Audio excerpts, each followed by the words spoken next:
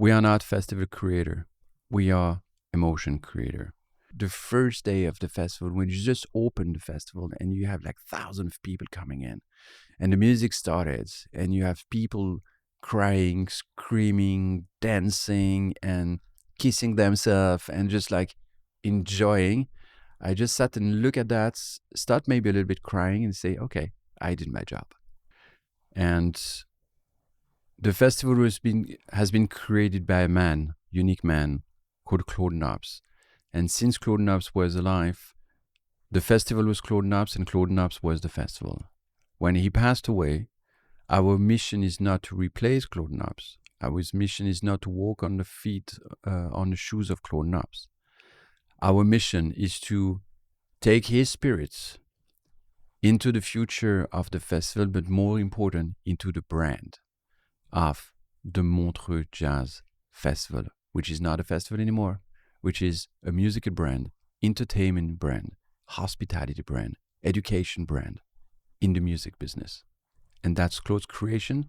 That's my mission, is to turn into the future and to make a life for the next 100 years.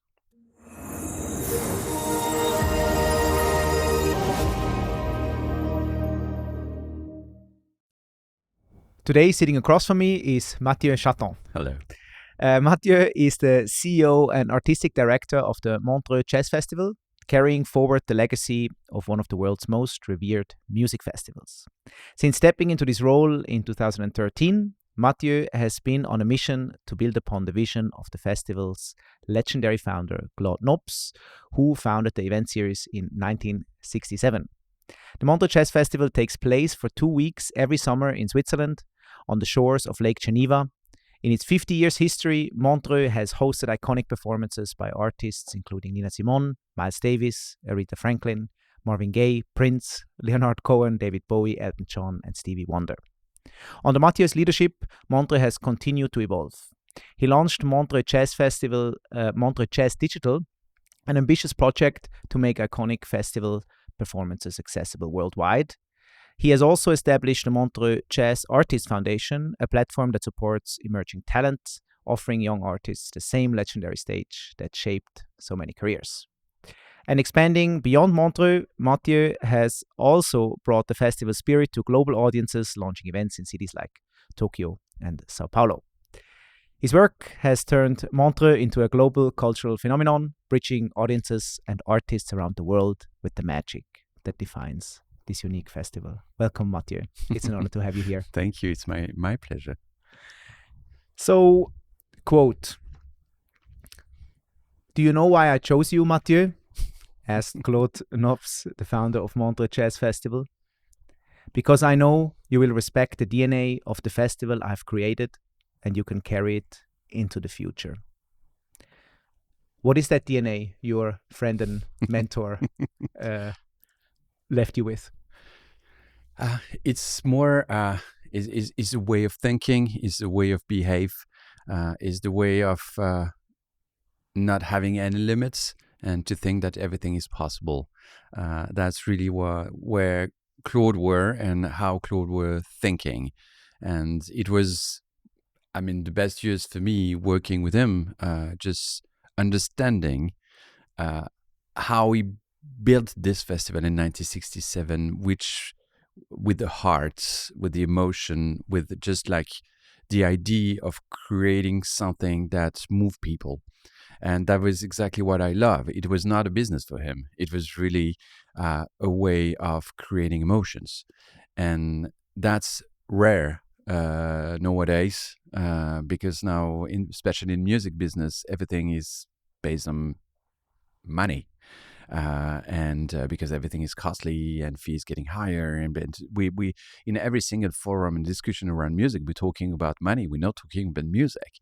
And Claude would have been very upset about that, and he was already upset just before he passed away, because the music was just like turning into a business, which is fine in a way. But keeping the DNA for me is really playing with the cards of what the music business is right now.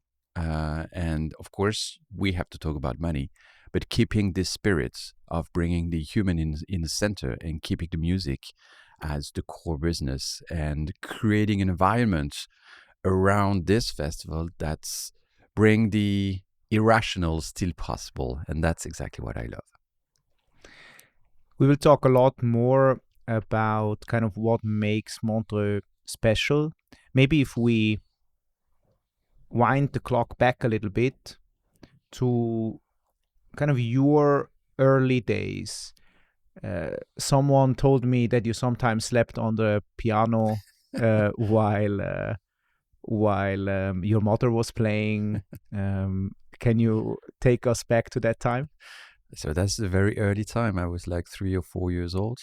And I was really educated into the classical music world because my father and my sister were just playing piano. We had a grand piano at home, which were beautiful, and they were Steinway. It was a Steinway, yeah, but Hamburg Steinway. Very good sound, beautiful sound, and the most interesting thing for me was that when I was very young, it was like 3 or 4 years ago, I was 3 or 4 years, there was a competition in Vevey called the Concours Clara Askill, one very famous piano solo classical music competition.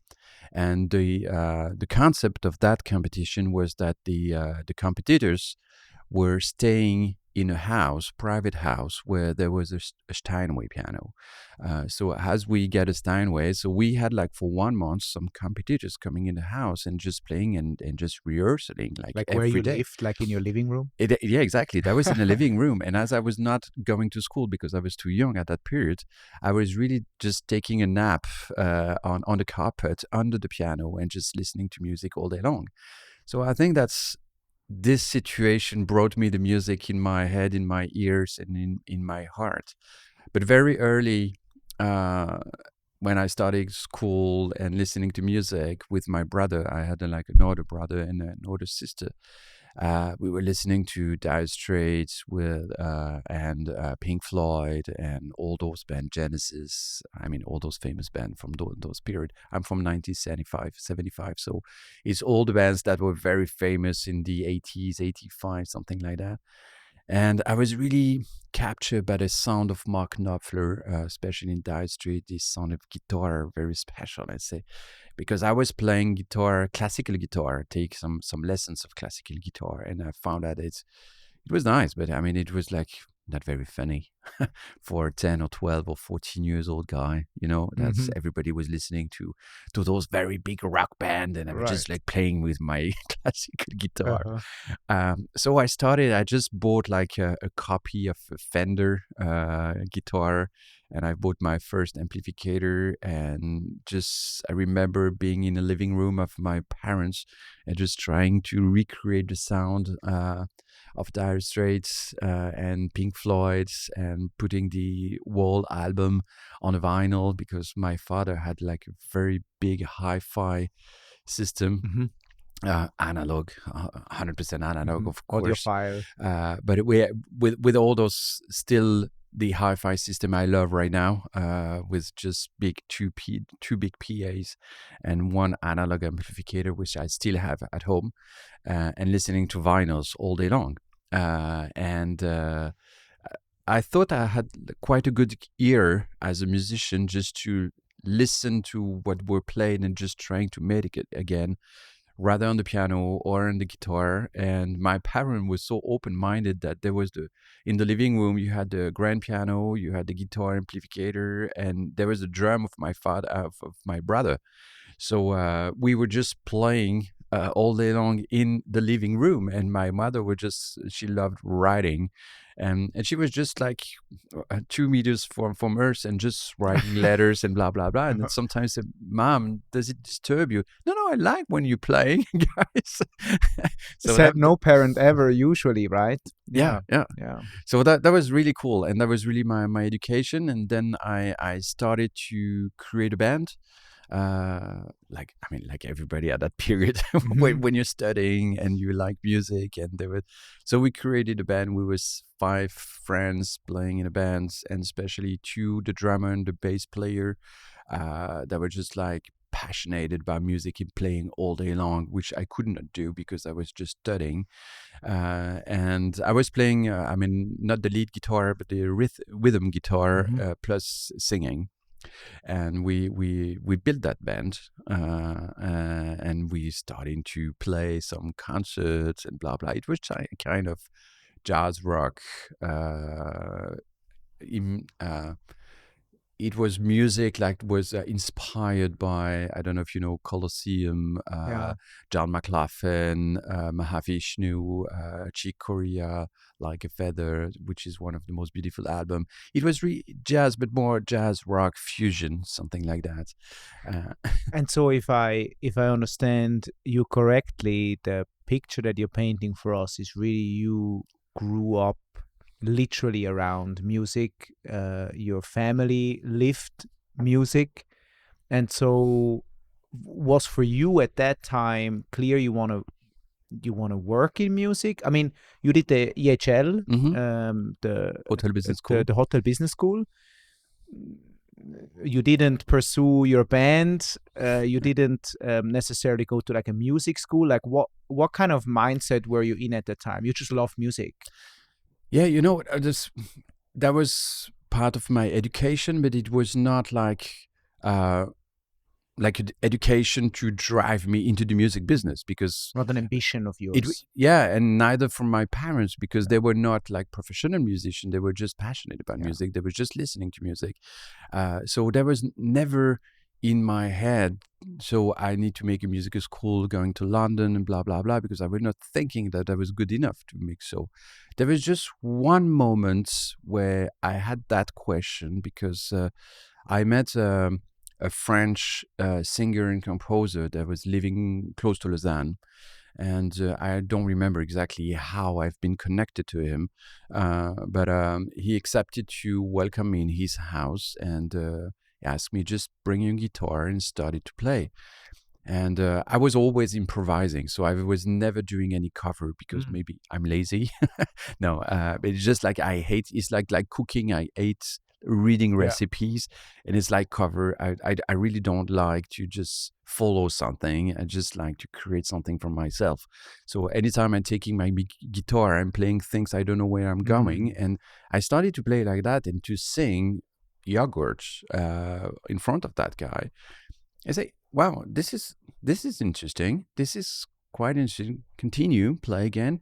And then he accepted to give me some lessons, how to position my voice, how to, not to play really guitar, because I'm not a very good guitarist, but just like a rhythm guitarist. And I remember it was a period quite difficult for me, because he looked at me and said, okay, if you want to move further into the music, and if you really want to be musicians, I will follow you, and I will just teach you how to enter this music business. If you're not, we will keep friends. You can come for some lessons like that, but you have to choose where you want to go. And I remember just like dreaming 1 second of that. But again, back to my education, it was not like a job. It was really, no, I have to go to university. I have to go to make my bachelor and all the stuff. So it was quite easy for me to understand that music was my passion, but it was also very clear in my mind that the biggest passion for me was to organize events for people. Since I was very, very young, even 10 years, I was just organizing all the parties at home, for friends, for family, for New Year's Eve, for Christmas party. And at the time I had the band, I was not just like waiting on someone who's calling us to book us. I was just organizing my own festivals. So in my little village, organizing like a small 3 days festival, and then another bigger festival. When I did my bachelor, also organized a party with different musicians. So I really quickly understood that my passion around music was more to organize even around music. And that was how I started. When my parents asked me, what do you want to do as a school? It was a period where I was living in Canton Fribourg, and normally when you were quite good at school, you're doing like the Collège du Sud in Bulle, in Fribourg, and then you were moving to the University of Fribourg. Or maybe economics in Lausanne, HEC in Lausanne. And so I've chosen HEC in Lausanne, first of all. And then I asked some of my friends that were already there. It was just one day before I had to go to the university. I was 18 years old or 19 years old. And I met that friend, and he showed me all the documents and the lessons of the economics at the university. I looked at it, I say, no, I don't like that. I mean, I like that in a way. It's passionate, not where I want to do my life. And then I went back home, and I looked at my father and I say, Dad, I'm sorry, I don't want to go to university tomorrow. And he looked at me and said, okay, oh, okay, but it's tomorrow. So what do you want to do? He say, I don't know, but definitely I want to go in the entertainment business or hotel business. Say, okay, fine. But first, you're going to work in a hotel just to understand what it is. And I spent 2 months or 3 months during Christmas time, New Year's Eve, and working till 2 in the morning, like 3 in the morning. So you didn't go to university? No. Okay. No, not at all. Uh-huh. And then I started like 3 months in a small hotel from friends of my parents, and I so much enjoyed. Yeah, so much. I was working like 18 hours a day, waking up at 5, ending at like 2 in the morning or something like that. I was so happy. Yeah. I would just like, really in my bath. I just like, wow, I love that. I love like being with people, even if I was just like in the kitchen and cutting the carrots and all the stuff. I was just enjoying myself. And so then I started the hotel business school, and that's where my life changed, because I discovered this word of hospitality, this word of welcoming people and making people happy, and I felt so comfortable with that. So it was the best period of my life during my studies, definitely. So if you take all of these experiences, when you already started organizing events for people when you were a child, but also then afterwards when you got into the hotel industry, what do you think is the essence for you, why you want to make people happy? Like, or you know what I mean? Yeah. It's a big personal question, if I may, because I can see there is, in the hotel business, and especially in maybe more in the hotel business than the entertainment business, it's really the goal to serve the people and to make people happy. Is that a way to hide yourself behind the others? Is that a way to be humble, or is that a way just to hide your emotions? Maybe. I don't know exactly. I'm still working on that, to be honest. But I love this feeling of having people in front of me just smiling and being happy and just like with bright eyes, and that I create something that makes those people happy. I love this feeling. Why do I love that rather than just being something of myself that makes me happy alone? I don't know. I don't know where does it come, but I'm working on that, and I mean working not just like fighting against that, not at all, because it's really the thing I'm living for. I'm living for, and when I started at the Montreux Jazz Festival, it was exactly what I wanted to do, and this impression always to have like thousands of people coming to the events like every day I still have that feeling. Like the first day of the festival, when you just open the festival and you have like thousands of people coming in, and the music started, and you have people crying, screaming, dancing, and kissing themselves, and just like enjoying. I just sat and look at that, start maybe a little bit crying, and say, okay, I did my job. Yeah, it's also, if I hear you talk, it's also probably what then Claude saw in you. It was this kind of pure passion. It was it was not about how big the event is, or it was not. It doesn't really sound like it's for you, it's for someone else, and that seems to be the DNA how you explained it as well. So how did Claude come into your life? Because in the end, you said right yourself, EHL kind of changed your trajectory of your life. But then the second thing that changed your trajectory was also this man, in a way, right? Of course. Yeah. Of course, he changed completely my life. And again, it's a family story because Claude, when Claude was young, he was living in Montreux. His father was a baker. And Claude was terrible at school, and then he went to because he was so terrible, his father sent him in a kitchen in Basel to work like as a cook, and then he ended like one of the first best cook in Switzerland. But in Montreux he was a scout. That was a period where the scoutism was something very important, and my father was a scout in Vevey. So since years when I was a young kid, I heard about Claude Nobs during the Montreux Jazz Festival. Claude Nobs, the CEO of Warner Music, and I've seen picture in my house. I've seen picture of Claude up in the chalet with a motorcycle driving on the snow. And I've always heard from my parents and my family, because I mean Montreux and Vevey was very close. So we from Vevey and Claude was from Montreux, and it was just like big families, and everybody knew each other.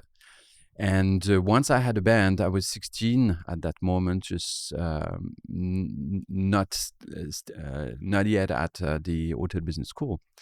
And I had to think what we're going to do with the band. And I say, okay, I have one dream, is that the Warner Music man, Claude Nobs, is listening to our music. So it was more than Warner, because Warner and Atlantic Records for me was Aretha Franklin, Nina Simone, James Brown, all those bands. I was so fan about that. So I really wanted that the managing director of Warner Europe is listening to our song. And I took my chance to call Claude Nobs' office. Can you imagine at that period, you were in the middle of the 90s. I mean, Warner Music and Atlantic Records is on the top of the world. It is one of the biggest companies, so Claude Nobs is very powerful. So calling the office, cuckoo, it's something a little bit bizarre. And I remember I was just like calling the secretary and saying, no, I'm sorry, Mr. Nobs is not here, Mr. Nobs is not there. And the third time I called, Claude Nobs himself picked up the phone. And he said, hey, Matthew, how are you? How is your dad, Philip? And I was just like, what are you talking? Yes, Mr. Nobs, how are you? What can I do for you? Say, So I was just like so intimate. So I have a band, and say, oh yeah, why don't you come tomorrow in my office? Okay. I understood years later that Claude was so loyal to all the friends that helped him creating the festival at the early beginning. And my father was one of them, but there was plenty of them, because sometimes, like maybe 25 years later, I was still fighting with why this guy has a laminate, why this guy, kids are coming like with 10 people during the most crowded concert. But I understood very clearly that all those people, they did something for Claude when he started the festival, and he was still loyal 30 years later to those people. And I was one of it. So it's why he accepted to pick up the call and just to welcome me. I'm taking a little time to explain you that, because he show you exactly who is Claude. A very authentic person. And so I went to the office, and you see, you are quite impressed, because you enter the Warner office, and you have like big picture of Led Zeppelin and Rolling Stones. It's just like, okay.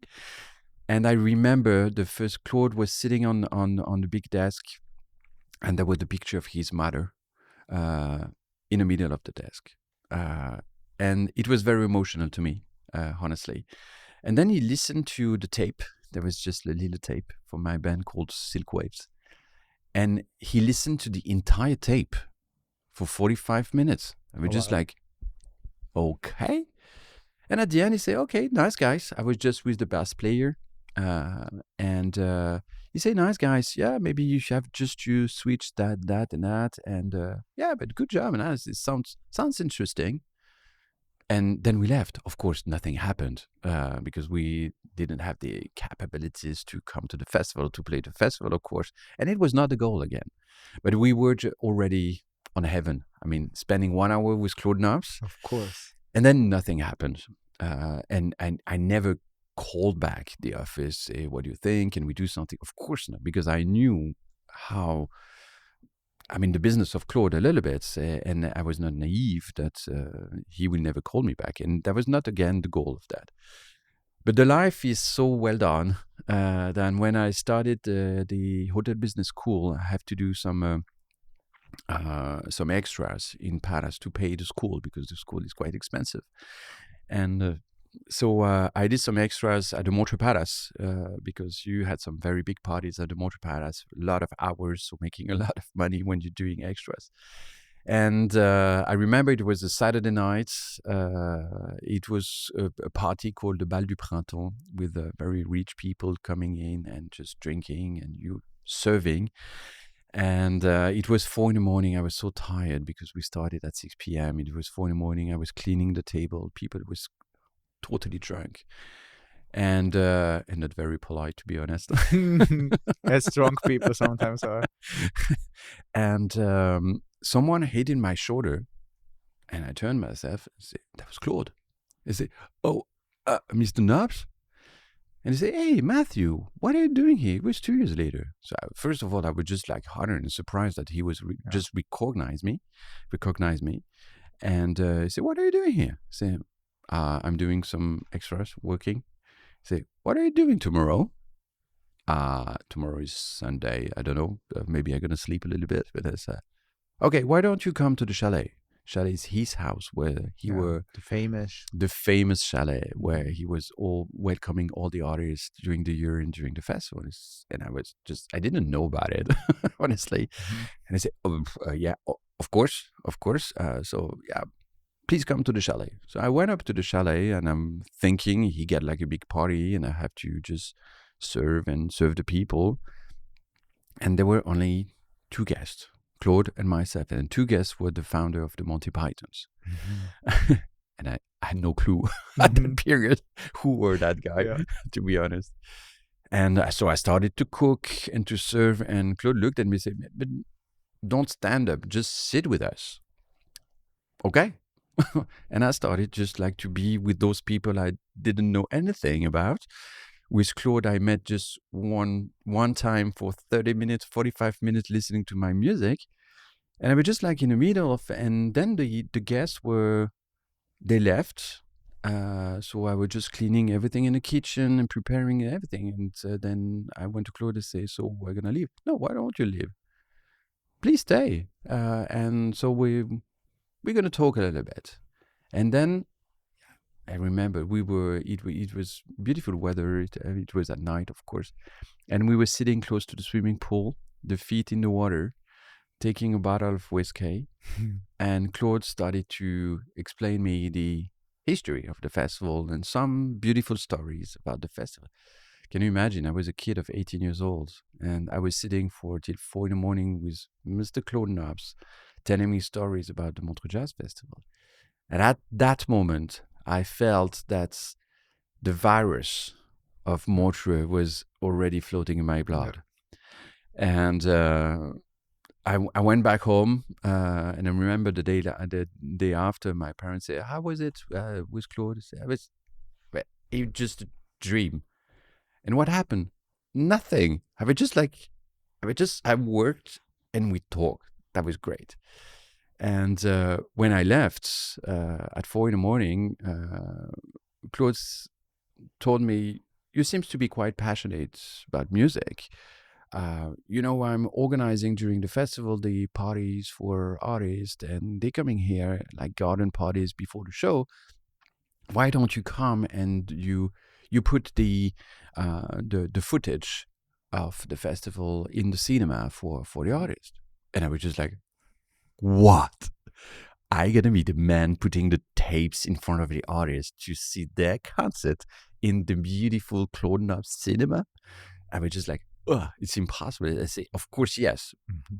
And then I was quite surprised. He called me back and he said, yeah, are you ready to come? And blah, blah. And then, so July arrived and I went up to the chalet.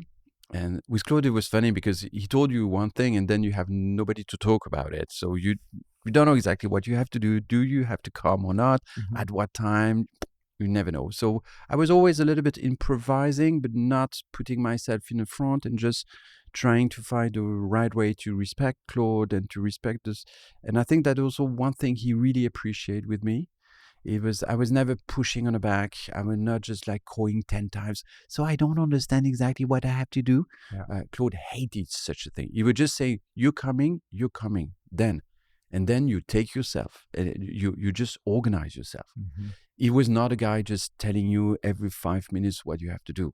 It was No. also kind of improvisation, Of course. as well. Yeah. Yeah, he was always doing like that. And you would see the second part of the story is always improvisation with him.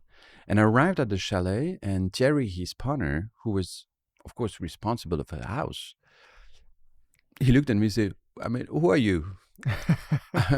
Fair question. Hello, I'm Matthew, and Claude told me that I have to come to do something. He talked about the archives. Said, no, we have someone for the archives. So, do you know how to serve people and to make services and kitchen? See, of course, I'm in a hotel business course. Okay, you're going to do that. And honestly, I was not upset at all. Even if I was not just in the cinema, I was just like doing what I know how to do. Yeah. And Thierry just give me the keys also of the house and said, let's organize with your friends, with your team, and just do the services. There was big cooks, and that was beautiful. And every afternoon, can you imagine, you had Quincy Jones, David Bowie, Zucchero, all those big guys. They were just like sitting in a garden and having a raclette or having salmon, just talking and having fun. Some of them was just jamming. And I was just like every day spending 4 hours, 5 hours with the most beautiful artists on the planet in a very relaxed and intimate way, which were unique because you can see artists in the backstage, but you don't have any contact with them. But there in the chalet, it was just crazy. What did you learn from that period that you just described? Both for how to carry yourself, but also how to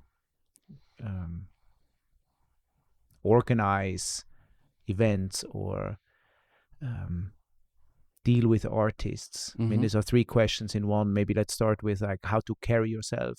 I think I can take the 3 questions into one. Yeah. Because it's a very interesting question because it's that period really modulate me for the future. And the question is very clear into that is without having lived that periods of being staff for the garden parties of Claude, I'm not sure I would have been able to do what I'm doing now, to be very honest. Because you were in an atmosphere that looked really relaxed. When you enter the chalet, you had the impression that it's an amazing world. You have the artists, you have the VIPs, you have the best CEOs, you have like everybody just like being happy together. But the way you position yourself as a staff was very important. So I was always staying on my side. My work was to make the best work as possible as a server, as a staff, and to bring everything I can bring to make life easier to Claude for the artist. Anytime he needed something, anytime he needed a plate, a glass, a bottle of champagne, I was there just to make that as perfect as possible. And I understood at that moment that the difference is into the very small details. And Claude was very, he put it a lot of effort into very small details. You can organize many parties. Why a party is an amazing party or just a good party? It's an amazing party because you put a lot of attention to all those little details. Details is not luxury. Is not having only the best product and being just like, oh, I have the best bottle of champagne or I have the best caviar. No, this is not what makes beautiful party. Is how you invest yourself in telling stories, in creating a moment which is unique. And Claude was the godfather of that. And I was just listening and looking at him, also trying to support, but also sometimes we were suffering about that because he was very pushy, and he was really demanded. So if you're not just at the time he wanted, if you're not that doing exactly that he was expecting, you could be quite upset and quite tough, to be honest. Claude was not the easiest guy to work with, but it was just, I mean, a learn that was totally amazing. Just give you one example, maybe to illustrate it. That everybody was coming up to the chalet, say, "Oh, I mean, Claude's cook and Claude dishes is amazing. Claude hospitality is amazing." And once we were at the dinner around the table, I don't remember exactly who artist was there and whose big CEO was there. And Claude was the most beautiful storyteller. So every time he was just cooking something or just serving something, he was just explaining a story, Leonard. He was just like giving you a glass of water, and you had the impression that that water is the most unique water on the planet. And that was the most impressive thing for me, for Claude. And I remember we were just like having a great dinner, and there was the moment of the cheese. Most of the people, they are coming with a big plate of cheese with ton of cheese and explain this cheese is coming from South Africa, this one is coming from France, this one is coming from Germany, blah blah blah, and just like putting everything they can to impress yourself. No, Claude, he took a big plate of wood, beautiful wood, coming from a forest near there, that the guy from Montreux cut it from him in a tree that he loved, first of all. I don't know if it was true or not, but the story was beautiful. But it was a story. He put that plate, and then he brought a huge piece of Gruyere, just one huge piece of Gruyere. And he put it that cheese, he said, "Okay, I went this afternoon in Gruyere to see my friend, blah, blah, blah. And we were in the cave where there was all the big cheese. And I've chosen this one because I guess you will love this one." And when you do that, can you imagine the impression of the guests, even if who you are? I mean, those guests, they looked at Claude and said, "Wow, this is the most beautiful cheese I never eat." Because has been dedicated to them. Yeah. And at that moment, I understood exactly what hospitality means. And I mean, back to your first question, I understand exactly what the DNA of the festival and of Claude is. Every time I'm talking about that, I still have blues bumps, because I remember what Claude teach me, and that I certainly had in my heart from my education, from my parents also, and that Claude recognized into my way of behaving, is that simplicity, that authenticity, but that elegance, to bring the hospitality and the human in the center of everything that you're doing. And that's still, even if the festival is bigger than ever right now, I'm still trying to transmit that spirit to all my team, to everything that we are doing. Sometimes it's difficult, of course, but it is, for me, a simple thing of the cheese story can explain a lot of things. Did Claude specifically teach you things, or did you observe and he knew you are observing? Claude was never teaching. Yeah. Claude was just like behaving and working and just doing, had his worst doing. And you had to adapt yourself to that. You could observe or not, or you could adapt yourself or not, but it will depend if how long you're going to stay. Yeah. And when I started to work permanently to the festival, it was in 1999, I knew that it could length 1 month. 2 months, 1 year, 2 years, maybe 3 years maximum. Because when I entered the office, there was just like only 10 people. And on those 10, there was only 2 that was there for more than 10 or 15 years. We all knew that the festival was Claude thing. And that if you're not fitting to what was Claude was expecting, then once you're gonna left. And that was okay. I mean, that was totally okay. But I started to work for Montreux thinking that I had the most beautiful experience. Yeah. Maybe it is for just 1 month and it's okay. I was already happy with that. I was happy with the 45 minutes I spent in his office. I was happy with just the dinner I had with the Monty Pythons. I was happy with the first year I did the garden party. I was happy with the 6th year on the row I did with the garden party.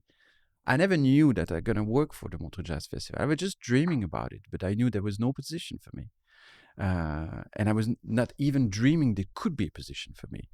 And that way of thinking, just taking the best of the moment I'm living, is certainly one thing that makes it different for Claude, because he was understanding that I was not here as an ambition to take the place over. It was never been the case for me. Never. Even I started the festival as sponsoring and marketing manager. Right. I mean, it was kind of an unlikely thing already for you to be in the chalet at such a young age.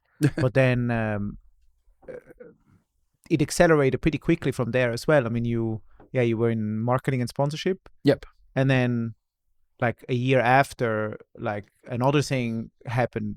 Maybe you can quickly go into that. Like when I read the story, I think you were like in the board of director meeting or something like that, and they told you it's almost out of a movie as well. So maybe you can kind of paint the picture how it was also from your perspective. Like you were working there, you were asked to work there, and then like this year that you were there, like how did that unfold to this meeting in the boardroom? I don't want to make the story too long, but yes. If I may, I can just come back a little bit earlier to understand the situation the situation of the festival when I entered the festival. Mm-hmm. And we back in 91, 92, 93, when Quincy Jones, and that passed away last week, co-produced the festival. It was the dream of Claude. Early 90s, he co-produced the festival, and that was the most beautiful period of the life of the festival. In terms of music, artistic, performances, mice, Sting, blah, blah, all the big guys. But he put the festival also in quite a difficult situation financially. And the festival belonged to the tourism office of Montreux. And finally, in 1995, the tourism office of Montreux decided to sell the festival because they could not hire anymore and support anymore financially the festival. So the festival has been sold, and the festival created the Festival Foundation at that moment. Why I'm explaining that? Because at that moment, Claude became for the first time ever the CEO of the festival, because before that he was mandated by the tourism office as a creator of the festival to be the artistic director. But there was a team within the tourism office organizing the thing. Of course, a team dedicated to Claude, very clearly. But it was not really running. There was always a number 2. And when they created the foundation, there was still a number 2, a number 3, etc. And they started to have a kind of fight in between number 2 wanting to be number 1, etc., in those situations. And in 97, Claude decided with the board just to fire all number 2, 3, 4. And the festival was just like in a situation 97, Claude and quite nobody. Some of the old team, booking team, Michaela, Stephanie was there, but the operational team was not there. And so the number 2s of the other guy that has been fired, so they took over the position of operations, marketing, communication, everything that Claude was not doing directly, they took over, and very nicely. So when the board sat in 15th of August 1999, that they have straight away to hire a sponsoring and marketing manager, because nobody was taking care about that, and it was how to finance the festival. They were sitting in a board in a chalet with the entire team, the board and the team. And the funny thing is that at that moment, that day, the 15th of August, crazy day, I was working for, I ended my studies at the Hotel Business School in July. All my friends, they already had a job. And I was just like working at the Fête des Vignerons in Vevey with the friends, running a restaurant. And I was like every morning thinking to myself, now I really have to find a job. What am I going to do? And I took my chance, and I called Claude's office at that morning. And his secretary and assistant answer and say, "Oh no, Mathieu, I'm sorry, today forget about it, because he has an entire boarding day up in chalet, and then he will leave to Istanbul for holidays. So forget about it. Just, please call him in 1 month." I say, "Okay, fine." So I went to work, and can you imagine, like 5 years later, I came back home, and my mother looked at me and said, "I haven't understood anything, but Claude called you, and you have to call him." And Claude never knew that I was calling the office the morning. Synchronicity, you know? And I called him back, and he said, "Do you still want to do something else than hotel business?" Yeah. "Please come up to the chalet." Okay. Like now. Okay. And now? Yes. And take your curriculum vitae and everything with you. Okay. And then just over. That was how Claude was working. So I took my clothes, I went up to the chalet, and when I arrived there was the board, there was the team, but I discovered there was like 2 other people for that position. And I even don't know what the position were. Because the other guys from the festival, they called their friends, they come in, there was a position to take over at the festival. And so the president went out of the meeting and say, "Oh guys, there is 3 people for the position, so let's do interview all together." And that was that was something very special. We were sitting with the board and the 3, candidates. It's like an audition. It was like an audition. We were just sitting in Claude's room, and just like, and I had nothing in my curriculum vitae because I was just out of the studies. I was just like talking English, German, Spanish, and doing hotel business school, and that was it. And I was just staff at the Montreux Jazz Festival. And 1 week later, Claude called me and say, "Oh, you have a better position than all the others, so I want you." I said, "That's bullshit," because I could not have better thing than the others in my curriculum vitae. That's not possible. And see, please come on Monday. And I arrived on Monday at 9 in his office. Of course, I waited till 11 that he was coming in, because he was not waking up early. I understood that much later. So I was just waiting for 2 hours, and then he went in and said, "Okay, so next week you have a meeting in Brussels for Chrysler Automotive, and then you're going to London to see that partner, and then you blah, blah." Okay. And the old guy from sponsoring was there and say, "Okay, you give all the dossier to Mathieu, blah, blah, blah." Then he pick up the phone, and he calls someone in the team, and he say, "Okay, can you bring everybody around the table for lunch? Because then I'm moving to Istanbul to see Ahmet Ertegun, and I want to have lunch with all of you. And take one plate more for Mathieu." And the team didn't know who I were, because I was working in the chalet. I was not working for the festival. And I arrived at the lunch, and everybody thought when I arrived that I was the new driver or the new personal assistant. You were young. I was 19 years old. No, I was 24. I was 24 at the end of my studies. Yep. But yes, I was very young, and everybody thought I was the new driver or the new personal assistant. And Claude asked me to sit in the middle of the team. I was honestly totally uncomfortable. I said, what I'm doing here, blah blah, and then say, okay, Claude took to the staff and say, I'm gonna leave for 1 month in Bodrum with Ahmet Erdogan, and I have one important information for you. That Mathieu is taking over sponsoring and marketing for the entire festival. And I was just like, what?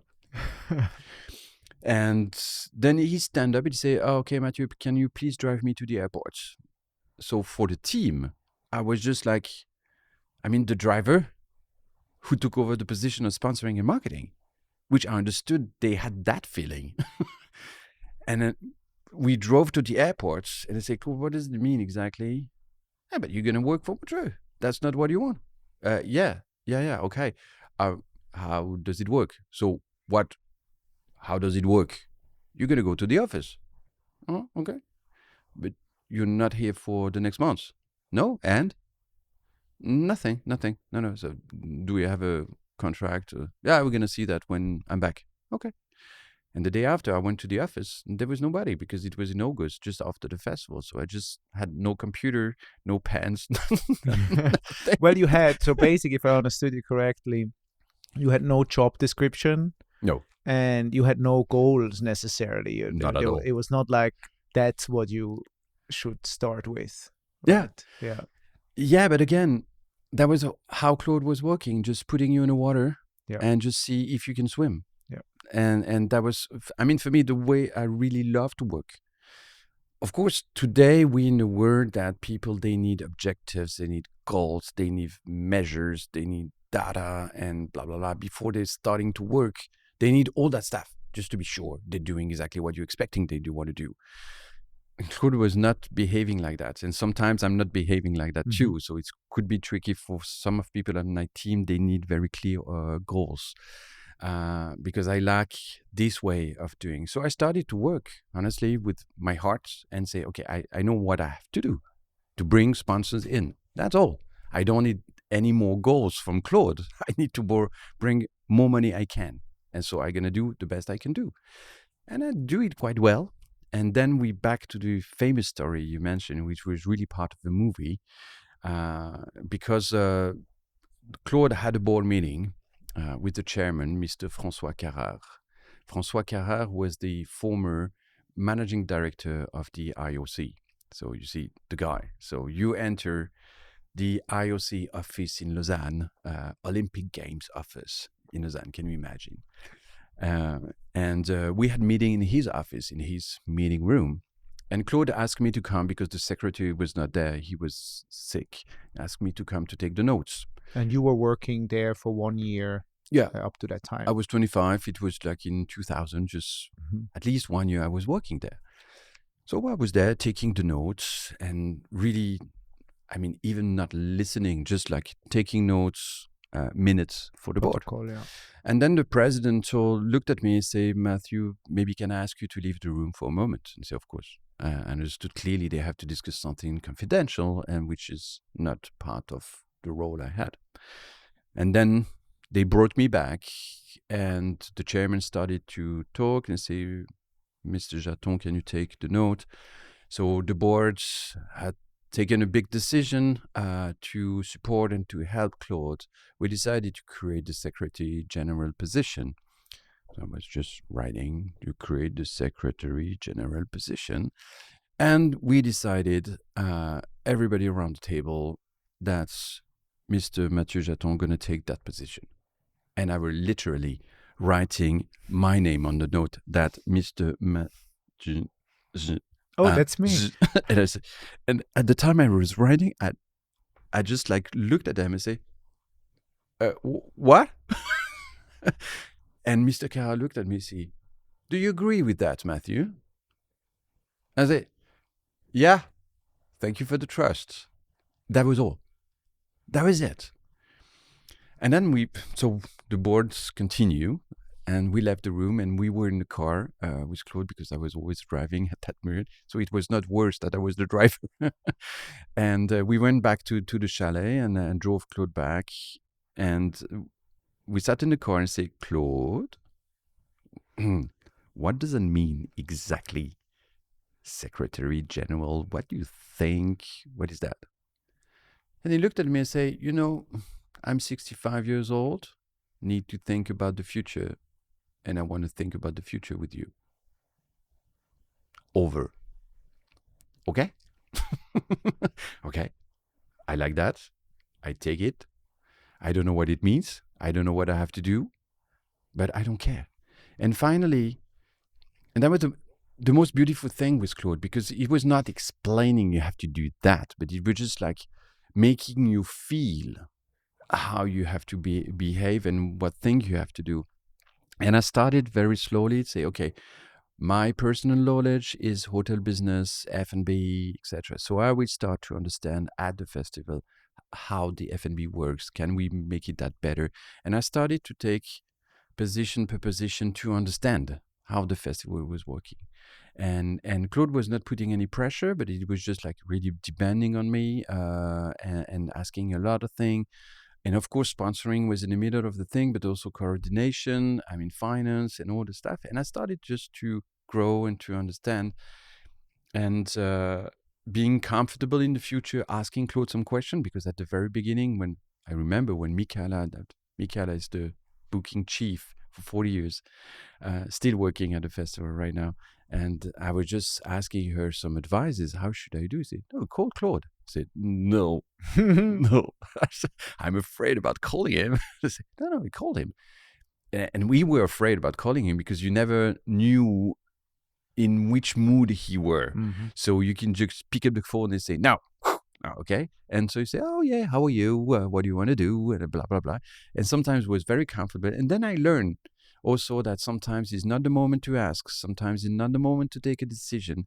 And I was explaining to my team, sometimes a decision will take 1 month because it's not the moment. But when it's going to be the moment, I'm going to pass the decision.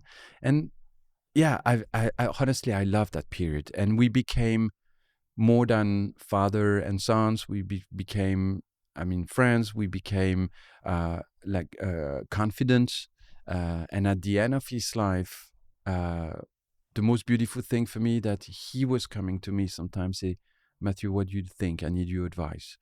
And I never took a position like, okay, now I will explain you. No, it was just like sharing our moods of the moment, sharing our competencies. And it's why, back to the sentence you mentioned, the sentence where you say, why did I choose you? It was a sentence he gave me 2 months before he passed away. So when he passed away, can you imagine how emotional it was for me? Because we talked about the future one time when we were in the car going back from the board where I had been nominated as Secretary General. 13 years before. Yeah. And second time, 2 months before he passed away. That's the only moment where we talked about the future. But there was no need to talk more. Why should he mention more? Nothing at the end. He could have do like a lot of list of things, but that was not what he was expecting. And when he left suddenly by an accident, of course, all the media and all the focus were on me. Who is this guy? Just like, okay, he was the Secretary General of the festival. And everybody was quite afraid and concerned how the festival will work in the future. And that was normal. Of course, that was a big question when the creator of Montreux is passing away, what would happen? But then can you take us back to, if I understood that correctly, you had knowledge of him passing away in a ski accident a bit before most of the people. Yeah. Like, how can you bring us back to that evening? Because before, you also then, I guess the next day, you needed to and also tell. Yeah. Yeah, it's very emotional periods. And again, I will go a little bit further, if you don't mind. Because we are into 2012. And Claude is not feeling well, mostly because of the music business. The music is getting on a direction that he don't like. And I remember that year because he went to LA to see Carlos Santana, and he was so happy coming back, say, oh, I recorded all the discussion I had with Carlos. He's going to do 6 shows in Montreux, production, blah, blah, blah, and special guest, and that's going to be crazy. And we looked at him with Michaela and say, yeah, Claude, that's great, but do you remember that Santana just signed with Live Nation? Yeah, fuck off. Yeah, I know, but Carlos is my friend. He's going to do that. Yeah, okay. No. I'm the boss. Yeah, okay. No problem. But do you have a date? Or do you have dates for the 6th show? Yeah, I'm the boss. Okay, no problem. Then we were coming back, insisting a little bit. And took 2 months, 3 months without any answers. And we all knew that in the new musical world that Claude's project and creation with artists were the nightmare for the management and Live Nation company, because it was very costly, because people had to tour. So when you had Santana coming with 20 guests, it's very costly for all the management, because it's not like a straightforward show. It's not like a regular show. And I remember we were flying to Tokyo for the Montreux Jazz Festival in Tokyo with Claude, and we were sitting in a lounge, and they say, Claude, please, can you just drop a mail to Carlos, because we need to move. We blocked all the program there. We are in October 2012. And Claude said, yeah, but can you write the emails? Okay. Dear Carlos, blah, blah, blah, dictating. And straight away, we receive an answer, not from Carlos himself, but from the management. Say, hey, Claude, how are you? Very nice to hear from you. Sorry, we're going to pass Montreux this year. We're going to do Locarno and Palio. And I looked at Claude's face. That's all what he created for the last 30 years, 40 years, with the relationship of the artist, just fall down. Because now it's business.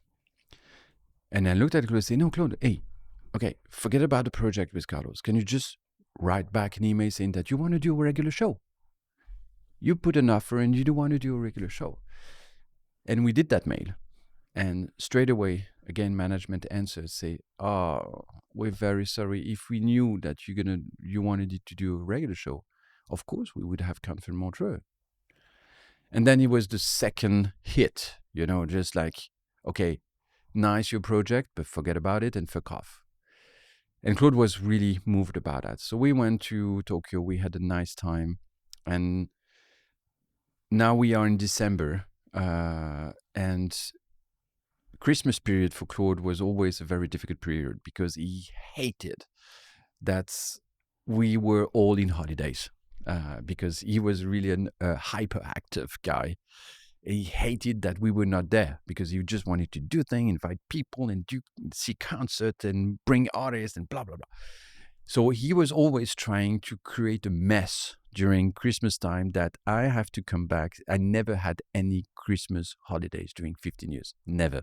He was calling me with a problem on the 25th, of course. But I mean, I loved that period anyhow. And we were on the 21st, Friday. We had to close the office. And of course, Claude called me on the morning and say, I'm going to pass to the office to say hello. And this morning, so yeah, okay, this morning he's going to come at 5 p.m. like usual.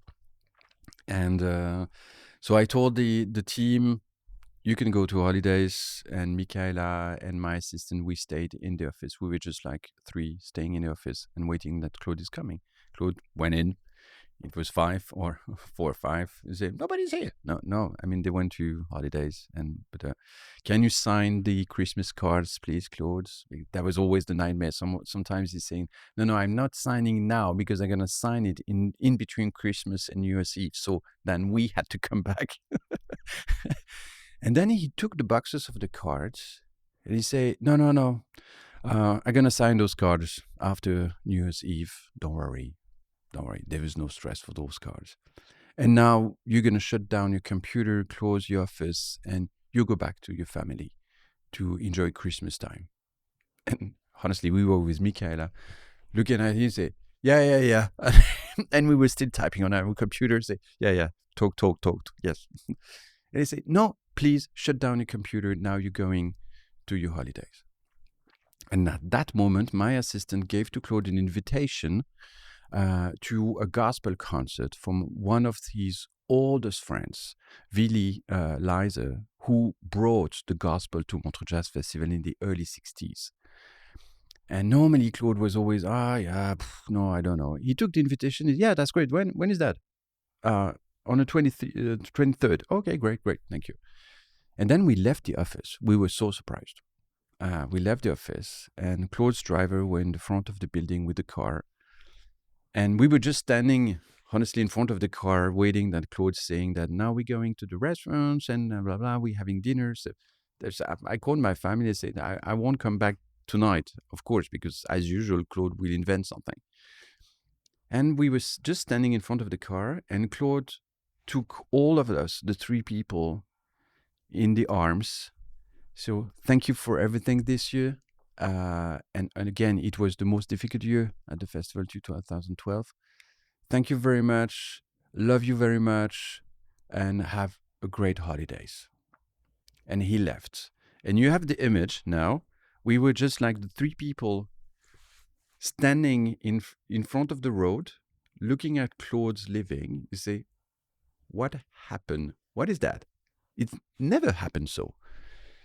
And we then learned that 2 days later, he took his car by his own and he went to the gospel show of Willy Leiser.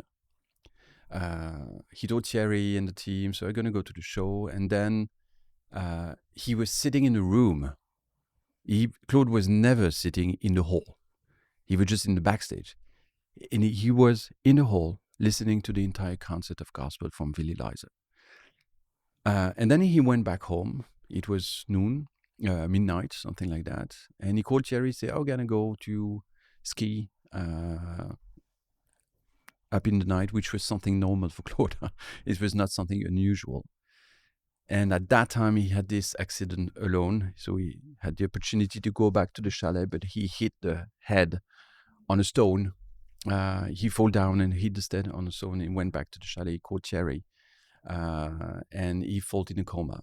And so Thierry, it was on the 23rd or 24th, Christmas time. He killed again our Christmas time. No, I'm joking, but it was not funny at that moment. And so I got a call from the mayor from Montreux, from Thierry. So Claude got an accident. He's in a coma. He's in a SUV. Intense care. So you can see him. So of course I went down from my house, went to the hospital, and we were there with Thierry and say, okay, we have to keep that very, very secret, because we don't want that nobody learn about this accident during Christmas time, is New Year's Eve, and we want to masterize what is happening to Claude. And it was really secret, even with the hospital, with the SUV, and they were brilliant there. And we were still hoping that Claude waked up, and days were passing, and Claude was not waking up, and the surgeon and all the doctors saying it won't happen, or if it happened by miracle, Claude will never be who he were. So if he's waking up, we don't know what will happen, but it's impossible that's going to be in a good shape. And at that moment, I remember with Thierry, we were just like hoping for him that he's not waking up, because Claude would never support to be in a wheelchair or just like in a very bad shape, or without any memory, without any power to do things how he was doing in the past, like everybody in a way, but him especially as a hyperactive. And 10 days later, we really had the information, and Thierry, because Thierry was responsible for Claude's life as a partner, official partner, and the information that's honestly it's over. And it was the 10th of January, and we invited the closest friends of Claude's at the Montreux Palace because we knew that's going to be happen. And Thierry called me in the morning and say, so I'm going to shut down today, be ready. And say, okay, we're going to wait for you at the Montreux Palace. We gave a rendezvous at 5 p.m. at the Montreux Palace to his closest friends. Closest friends was his personal assistant, personal secretary, the guy who created the festival with him, etc. We were 10 or 12, something like that. And we were in the lobby. At that moment, Thierry received a call from the doctor saying it's over, and I received a call from the communication manager from the hospital say, it's over, we're waiting for your communications. And we looked at us with Thierry and say, okay, we booked a suite in the palace. We brought everybody's in. It was 5 in the afternoon. And say, we all know that everybody been told by Claude what he wanted if one day he passed away. He wanted us to open a big bottle of red wine, the best one, and to put the music as loud as we can. And we did it. So we opened a bottle of wines. We put it the music as loud as we can. And we're just not talking, just listening to music, the best music that Claude loved. Aretha, Nina, all those artists he was just in love with. And then we said, okay, now we have to work. Of course, the chairman was there and the board was there. Now have to work on the communication for Claude's. And what are we going to do? And someone of my team, he wrote a letter from the team that was just beautiful, beautiful words. And we say, okay, we're going to do something that is so much close to Claude. We have now 2 hours, 3 hours in front of us. We're going to order food, etc. And we're going to call every single person from Claude's network personally to announce Claude's death. And we took all the agenda, and we called everyone. Keep it secret. We're going to announce that later, but just to inform you, it took 3-4 hours. We were 20 people picking the phone, really secretaries. And they say, okay, did you do that? Yes. Who did Quincy? Me. Yeah, okay. Who did Mon? Yes, okay. Musicians, promoters, sponsors, politics, everyone. We called everyone. They say, okay, we're going to communicate at midnight that Claude passed away. Why midnight? Because we were just we were laughing at that moment because we were laughing with Claude. And we were thinking that Claude would have loved to see all the journalists running around at midnight because they just got information that Claude Nobs passed away. And that was just, first we wanted to have the time to communicate to Claude's friends. But we wanted to make that little nick to the journalist. It was in style. Yeah, totally. That was really Claude's style. And it was a very tough and emotional period, but honestly, it was one of the most beautiful periods I had in my life, even if I lost the man that created me, because there was something beautiful around that, really something beautiful. With all the team, with the journalists, with the media, and we create the communication in a way that Claude is out, but he's here, and everything continues. And thanks to the team, thanks to everybody who was around, we had exactly, in those kind of situations, it could be a big fight. No, I want to say that, blah, blah. Yeah. Everybody was aligned. And that was an amazing moment. And then the boards decided with the chairman, Sankara, they decided to have a very urgent board meeting. It was Claude passed away on a Thursday, and the board meeting was on a Monday to take the decision who's going to take over. We all knew that Claude said many times also to the journalists, if something has happened to me, Mathieu will take over. But in saying something, in taking that decision, because at the time Claude passed away, it was the board decision and not Claude's decision anymore. And I remember that when Claude passed away, we put the announcement on Thursday, like all the journalists were trying to call me. And I took the personal decision to say, I will not say anything. I will not take any interview before the board has taken any decision on Monday. So I can give interview on Monday, but not now. It was certainly one of the most beautiful decisions I took, because it gave me 4 days just to be with myself and to listen everything that was said in the media about Claude, about potential new CEO Mathieu Jaton.